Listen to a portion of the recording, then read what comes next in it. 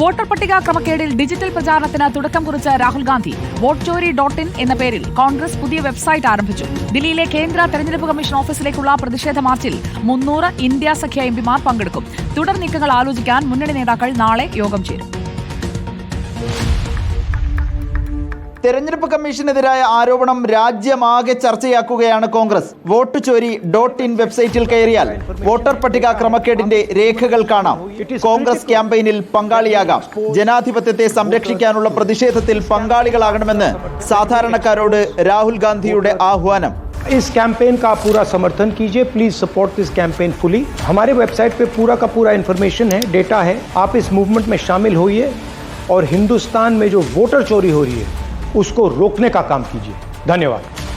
കേന്ദ്ര തെരഞ്ഞെടുപ്പ് കമ്മീഷൻ ഓഫീസിലേക്ക് വൻ പ്രതിഷേധത്തിനൊരുങ്ങുകയാണ് ഇന്ത്യ സഖ്യം. ലോക്സഭയിൽ നിന്നും രാജ്യസഭയിൽ നിന്നുമുള്ള 300 എംപിമാർ നാളെ മാർച്ചിൽ പങ്കെടുക്കും. തുടർ നീക്കം ആലോചിക്കാൻ ഇന്ത്യ സഖ്യ നേതാക്കൾ നാളെ പാർലമെന്റിൽ യോഗം ചേരും. സഖ്യം ശക്തിപ്പെടുത്തുന്നതിന്റെ ഭാഗമായി ഇന്ത്യ സഖ്യത്തിലെ എംപിമാർക്ക് കോൺഗ്രസ് അധ്യക്ഷൻ മല്ലികാർജുൻ ഖാർഗെ അത്താഴ വിരുന്ന് നൽകും. ബീഹാറിലെ വോട്ടർ പട്ടിക പരിഷ്കരണവും യോഗങ്ങളിൽ ചർച്ചയാകും. അതേസമയം ഇന്ന് ബംഗളൂരുവിലെത്തിയ പ്രധാനമന്ത്രി രാഹുൽ ഗാന്ധിയുടെ വിമർശനങ്ങൾക്ക് മറുപടി പറഞ്ഞില്ല.